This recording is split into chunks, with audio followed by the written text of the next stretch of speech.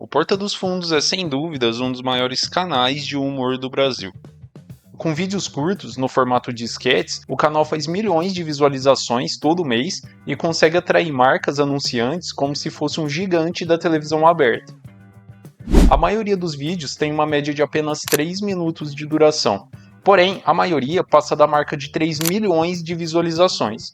O canal parece ter encontrado a chave do sucesso na internet. Mas qual seria essa chave? O que o Porta dos Fundos fez e faz de tão diferente e de tão genial? O que faz um canal do YouTube com alguns vídeos tão polêmicos se tornar concorrente de gigantes da televisão e faz com que tantas marcas procurem eles para anunciarem seus produtos? Será que o segredo seria os próprios assuntos polêmicos que trariam mais audiência? O próximo caso, então, o caso de Washington, que está sendo então aqui acusado de roubar uma caixa de nugget, ok? Então está condenado a 10 anos de prisão. Por ser preto, mais 5. Por ser pobre, mais 5. Por ser nordestino, mais 5. Por ser ignorante, mais 4. Porque eu quero bater o martelo mais uma vez, mais 1. Tá ótimo. Vamos então agora... Se ninguém tá tomando iniciativa de ir pro outro lado da mesa, eu mesmo vou levantar e levanta metade comigo. Vamos. Não, metade. Sentou todo mundo. Tá? Vou levantar de novo, eu quero só a metade levante comigo. Levanta metade. Não! Parou, sentou! É metade, gente. Sim. Não levanta ninguém. Levantar sozinho, tá? Agora levanta metade. Você falou pra ninguém levantar. Agora eu quero que levante metade. Tá ótimo. Ele falou virado pra cá, metade. Ou os excelentes atores? Ou a variedade dos assuntos dos vídeos? Ou será que todo esse sucesso foi na verdade sorte, por começar na hora certa e no lugar certo? Nesse vídeo você vai ver que para alcançar um sucesso tão absurdo desses, o Porta dos Fundos teve que juntar todos esses fatores a seu favor e mais do que isso, eles tiveram a coragem para ir contra os padrões da televisão da época e entender que a própria sociedade estava num momento de mudança e que isso se refletia também no humor. E por isso buscaram na internet o caminho mais livre para colocar suas ideias em prática e mudar para sempre o consumo de comédia no Brasil. E se você gosta desse tipo de conteúdo, se inscreve no meu canal, curte, comenta, porque minha meta é chegar a 1000 inscritos até o final desse ano e eu conto com a sua ajuda. Esse é mais um vídeo do canal Contrário e seja bem-vindo.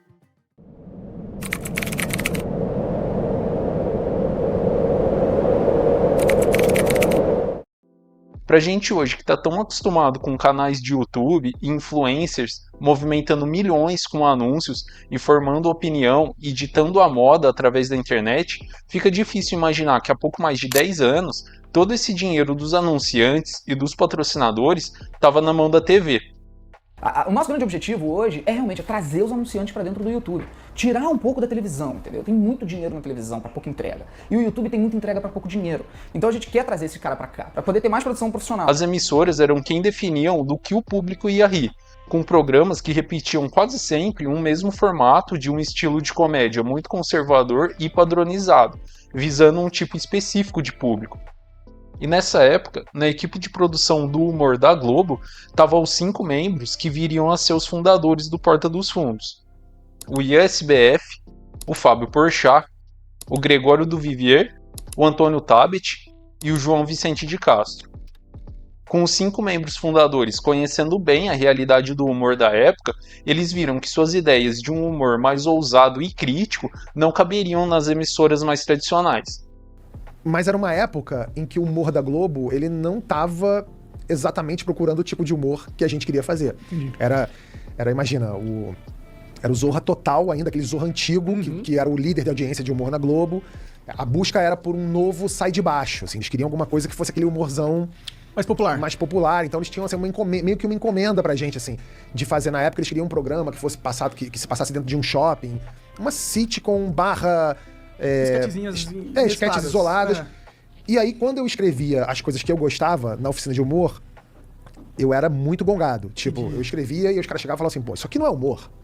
Porra, isso aqui não é engraçado, pô, isso aqui é ativismo político, isso aqui é bandeira, isso aqui sei lá o quê. E eu discordava, eu achava engraçado pra caralho. E em 2011, foi a hora de unir as ideias e criar o canal que se tornaria concorrente da própria Globo. Mas antes da escolha pelo YouTube, o projeto do Porta foi levado para alguns canais fechados. E antes de botar no YouTube, a gente levou pra Sony, aqui em São Paulo, e a gente levou pra MTV. Foi Sony? Foi Sony, foi Fox e foi MTV. A gente levou pros 3. E aí a Sony falou que gostou muito, mas que não só ia ver projetos novos a partir do outro ano. A MTV falou que não tinha dinheiro, que tava fodida de grana, que não tinha como investir. E a Fox falou pra gente que tinha dinheiro, que tava procurando um programa de humor pra botar no ar, mas preferiu botar o programa do Rafinha Bastos, que era uma série que o Rafinha Bastos ia fazer. Então eles botaram do Rafinha e a gente foi pra internet com a força e com a cara e a coragem. O primeiro vídeo do Porta dos Fundos foi postado no YouTube em 2012, porém a semente do que viria a ser o canal já existia alguns anos antes, com 2 dos membros fundadores, o Ian e o Antônio Tabet. Em 2002, o Antônio Tabet, uma das principais mentes criativas do canal, colocava no ar o blog Kibiloco. Nessa época, o mercado dos blogs estava muito em alta, e o Tabet se aproveitou disso criando o Kibiloco, e que anos depois se tornaria um dos principais divulgadores dos vídeos do Porta dos Fundos. E chegou uma época que o Kibiloco tinha mais acesso que a Globo.com. Mas é porque a Globo.com estava começando, e o Kibiloco já era um blog muito conhecido, então teve esse momento. E aí depois, né, quando o Facebook apareceu, do jeito que apareceu, o Facebook meio que matou todos os blogs. Não fazia mais sentido você ter um lugar onde você via as montagens daquele blog, quando você tinha uma rede social que pegava as montagens de todos os blogs e catalogava ali pra você. Então o Facebook meio que matou o blog, mas aí o Kibiloco já tinha servido ao propósito dele, pelo menos pra mim, né, que foi me estabelecer na internet, e ele serviu como a grande plataforma de lançamento do Porta dos Fundos. Já o Ian tinha um canal que talvez já fosse o embrião e o mais próximo do que viria a ser o Porta dos Fundos. O canal Anões em Chamas, que era dirigido pelo Ian, já produzia vídeos com formatos bem parecidos com os que o Porta viria a produzir depois. Não quero ouvir, não tem, não me interessa, ouve, Judite,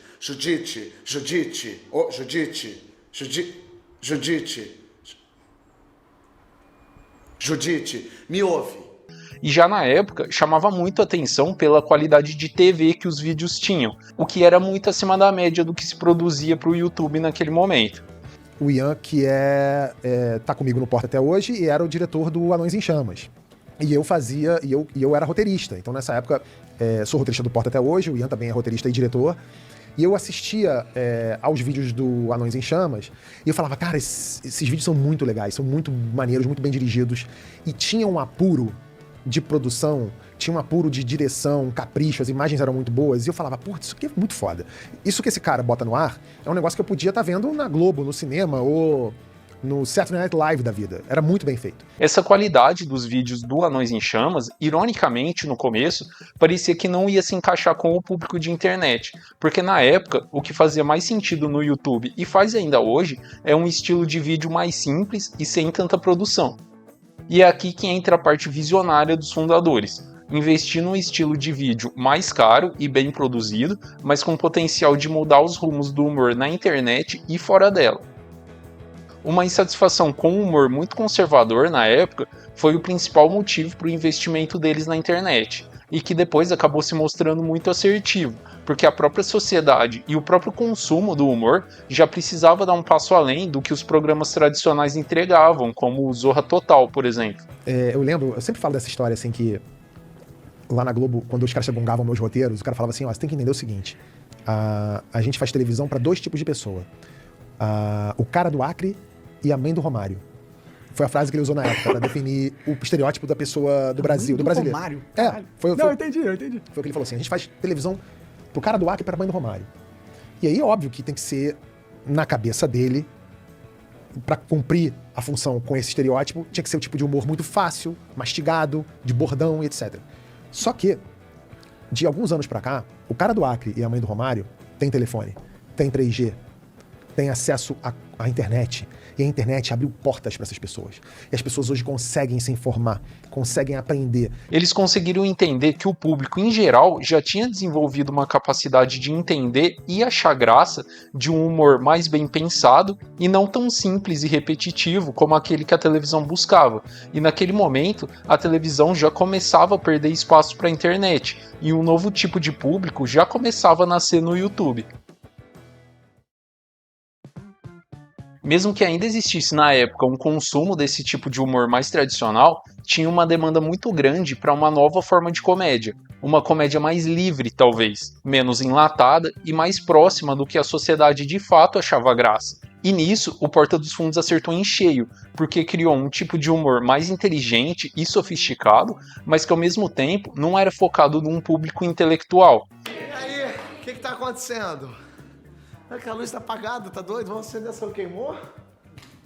Você não falou que doido. não vinha. Gente, ele falou pra mim que só voltava amanhã, eu, hein? Isso, que porra é essa? O que tá acontecendo? É o aniversário da Mulher Maravilha, que a gente já tá... Mas peraí, vocês organizaram a festa e não me chamaram? Não é isso. Não, é isso sim. Como é que não é? Tem um bolo? Maravilha tá de chapéu, tem bexiga? Não, então, mas é que a gente tá te ligando há mó tempão. Você não atende o telefone, eu deixei recado já. Não é assim não, que quando é pra me chamar pra matar Coringa, Alex Luthor, caralho, aí me acha rapidinho. Pera aí, ô The Flash, volta aqui. Acho que você já deve ter percebido que uma das principais mudanças que a internet trouxe, não só na comédia, foi a chance de praticamente todo mundo dar opinião sobre praticamente tudo. E muita gente começou a pedir um limite para tudo que é falado, e na comédia não foi diferente, com a famosa questão do limite do humor.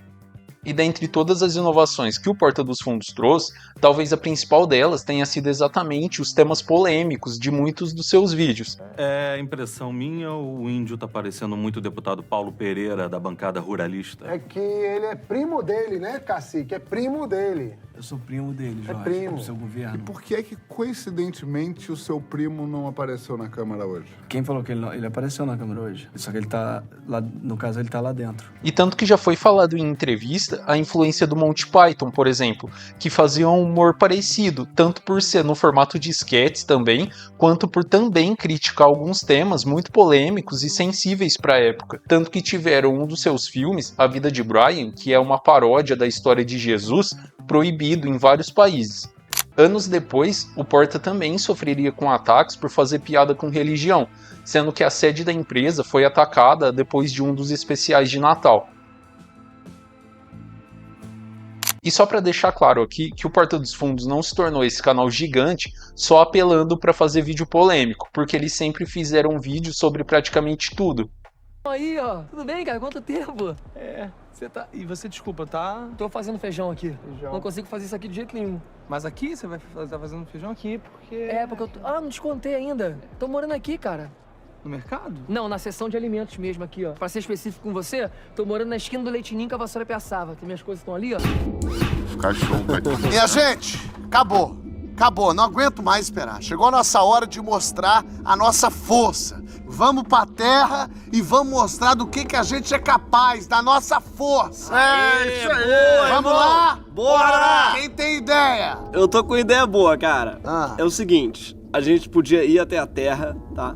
Chegando lá, a gente abduz uma vaca. Muito bom! Muito aqui, ó. boa ideia! Tá puto porque eu fiz gol da vitória, meu irmão? O que é que a gente combinou, porra?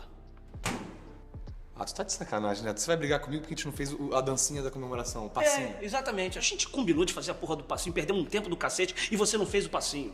Neto. A coreografia é uma brincadeira que a gente faz, que a gente cria aqui, meu irmão. Brincadeira? Brincadeira pra você, né?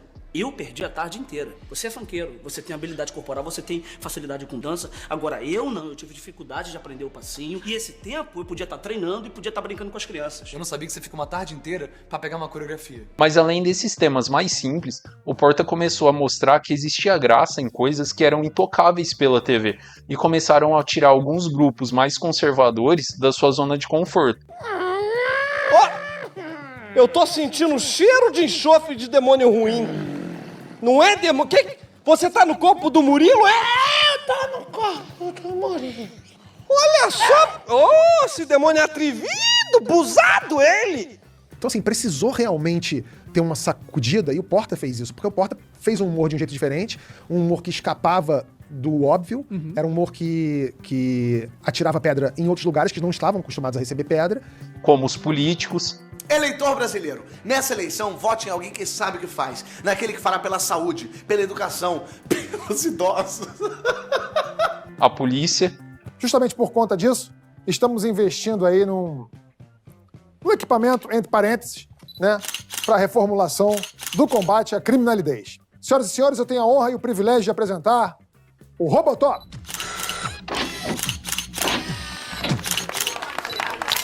O Robotop é um robô, em inglês robot. E o formato da própria televisão tradicional. Estrada 45, no bolso a chave do carro, lá no céu o Senhor Jesus, lá no inferno o Caramunhão. E com vocês aqui, Vivi, eu, vocalista dessa banda. Tchau, gente, foi ótimo. Acabou. O amor. Tchau, obrigado, amanhã tem mais, acabou. Tem ainda a música. Tchau, beijo. Como se fosse... Legal. Nossa, porra! E claro, o tema que, ao meu ver, foi o que fez o Porta dos Fundos ser mais atacado, né? Literalmente, que é o tema sobre religiões. É super bacana, chama Dromedário, ele anda na areia e tem uma corcova. Isso aqui não é o camelo do Miguel? Não é o camelo! Se fosse camelo, eu falaria, ih, fiz um camelo igual ao do coiso. Não é! Tem quantos corcovas tem o camelo? 2. E o dromedário? 1. Então não é! Meu Deus! Mas uma coisa curiosa é que mesmo o canal fazendo tanta piada com um assunto polêmico, eles se mostraram ser uma excelente escolha para marcas gigantes começarem a anunciar na internet. E talvez a resposta para isso seja o jeito natural que eles sempre usaram para falar de marcas dentro dos próprios vídeos. E isso fez com que o canal passasse a ser uma excelente opção para os anunciantes na internet conseguirem atingir esse novo público que estava se formando, porque tornou a comunicação das marcas com esse público uma coisa mais natural. Falava das marcas de maneira... Porque você na vida, você fala marcas. O Ian tem uma frase muito boa que ele fala assim, cara, a vida tem marcas. E é verdade. Você não fala assim... Pô, tô com vontade de tomar um achocolatado hoje. Você fala, pô, quero tomar uma porra de um Todd, né? A vida não é a porra do todinho gelado, moleque, que fala no gurilão da bola azul. Ninguém fala, pô, irmão, faz uma fotocópia ali pra mim. Não, você fala uma Xerox. Você pede um post-it. Até slogan você usa. Você fala assim, pô, isso aí não é uma Brastemp, que é um slogan de 10 anos. Então, assim, você usa essas coisas. Você fala de marcas. E o Porta começou a falar de marcas abertamente. E isso nos ajudou muito, inclusive, com o mercado publicitário. Porque hoje o Porta pode falar de marcas de maneira aberta, que a nossa audiência não estranha. Em compensação, a Globo, que é o maior conglomerado de comunicação do hemisfério sul do planeta Terra, quando uma mulher, numa novela, fala, nossa, adorei esse vestido, acho que vou comprar com o meu novo cartão Bradesco, sei lá o quê. As pessoas falam, sai torto. Por quê? Porque a própria Globo criou uma cultura de falar o achocolatado, o sei lá o quê. E claro que não seria suficiente apenas boas ideias para os vídeos, sem ter bons atores para colocar tudo em prática. E isso é outro grande diferencial do Porta dos Fundos, o nível absurdo dos atores. Mas enfim, o que fez o canal alcançar marcas tão absurdas foi que eles entenderam que não só o humor, mas a sociedade e todo o mercado da comédia estava numa fase de mudança, e existia um público enorme carente de um humor diferente daqueles moldes que a televisão tradicional mostrava, um humor mais ousado e inteligente. Além, é claro, de investir muito na qualidade dos vídeos e dos seus atores, e eles ensinaram que a internet se mostrou como um território que beneficia muito as boas ideias e os pensamentos inovadores. E se você gostou do vídeo, se inscreve no canal, curte e comenta. Esse é o Canal Contrário e te vejo no próximo vídeo.